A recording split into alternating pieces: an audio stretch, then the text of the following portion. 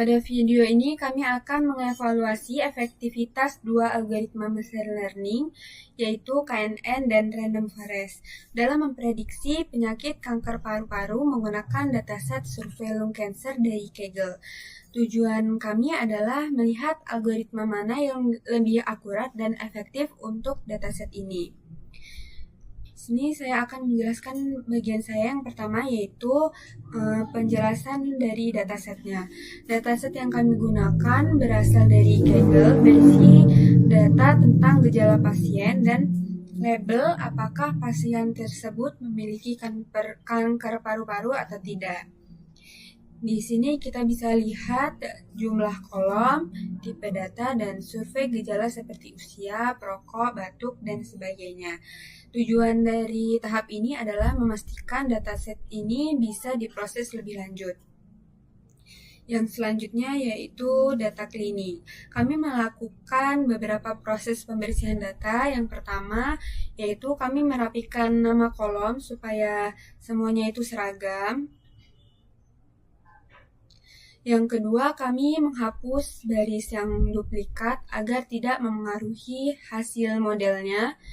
Dan yang ketiga, beberapa kolom ini berbentuk kategori seperti yes atau no dan M atau F. Nah, di sini kami mengubah menjadi angka karena pada pemodelan machine learning ini hanya bisa membaca data numerik. Dan yang selanjutnya yaitu exploratory data analysis. Sebelum modeling, kami melakukan analisis data awal. Yang pertama, di sini kami membuat heatmap korelasi antar fitur untuk melihat hubungan tiap fitur dengan targetnya. Dari heatmap ini kita bisa melihat fitur mana yang memiliki korelasi lebih kuat terhadap kanker paru-paru. Dan yang kedua, di sini kami membuat histogram distribusi umur berdasarkan target kanker paru-paru. Dari sini kita bisa melihat distribusi usia pasien positif dan negatif kanker paru-paru. Baiklah, di sini saya akan menjelaskan pada bagian saya, yaitu pertama ada fitur engineering. Di fitur engineering ini kami menambahkan fitur baru bernama age group, yaitu gunanya untuk mengelompokkan usia menjadi 4 kategori, yaitu di sini pertama ada young, adult, middle age, dan senior. Setelah itu, fitur kategori tersebut diubah menjadi angka melalui one hot encoding. Untuk gunanya itu untuk membantu model memahami pola data yang terlihat hanya dari angka usia.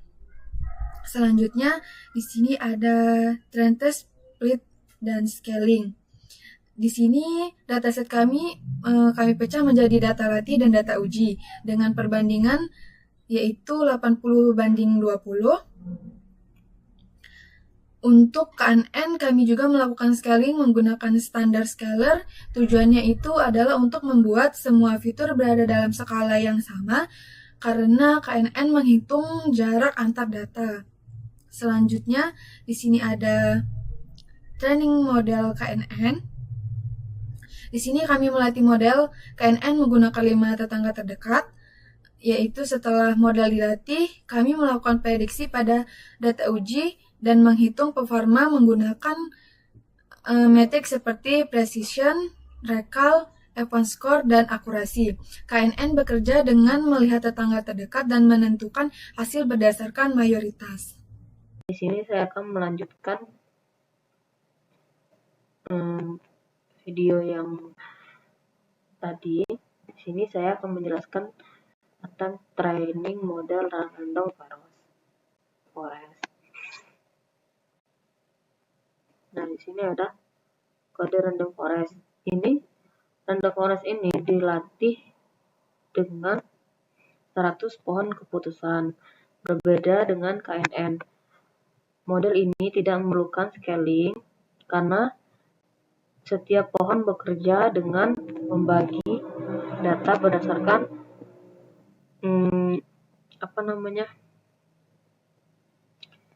threshold tertentu. Nah, kami juga menghitung metrik performa seperti akurasi, akurasi, precision, recall, dan F1 score. Nah,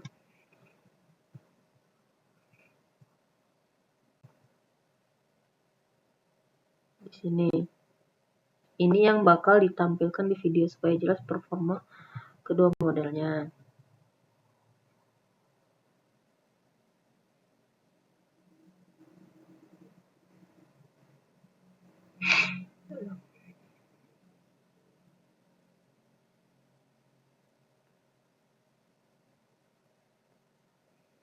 Nah, lalu di sini ada cross validation supaya evaluasinya lebih stabil. Lalu ada CV5, data dibagi 5 volt, hasilnya di rata-rata. Ini buat tunjukin model tidak hanya bagus di satu split tapi konsisten.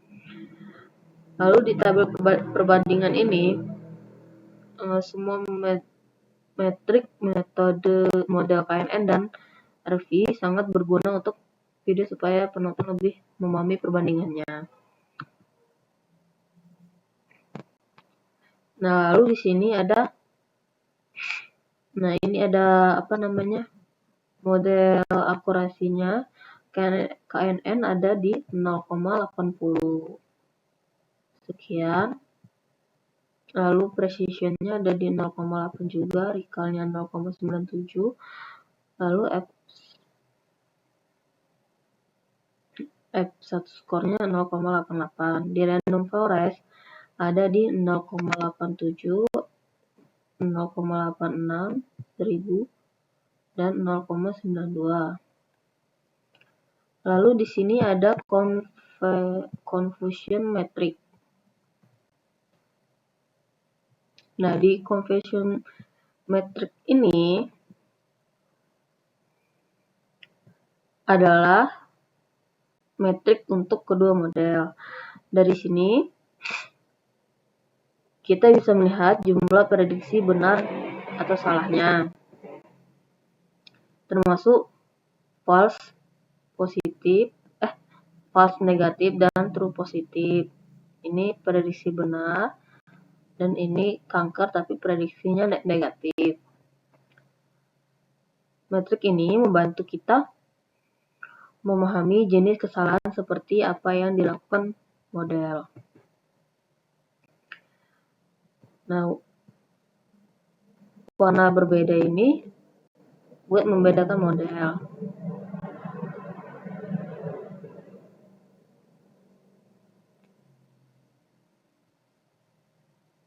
Di sini ada yang di KNN ini warna biru dan random forest ada di warna hijau. Lalu di sini ada ROC curve.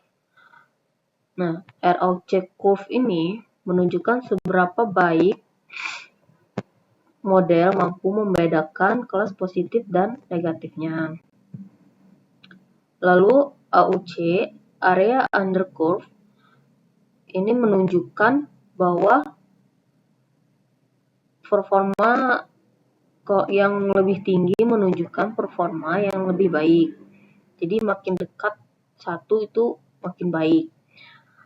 Lalu di sini dari grafik ini kami bisa melihat model mana yang lebih unggul dalam mengidentifikasi kanker dari paru-paru. Ini adalah kurve compressionnya. Di sini yang lebih unggul ada di random forest.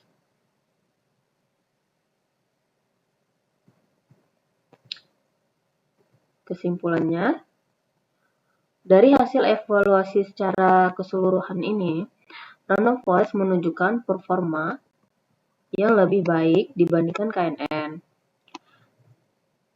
Random forest memiliki akurasi dan AUC lebih tinggi serta lebih stabil tanpa memerlukan scaling. KNN tetap cukup baik namun lebih sensitif skala dan noise.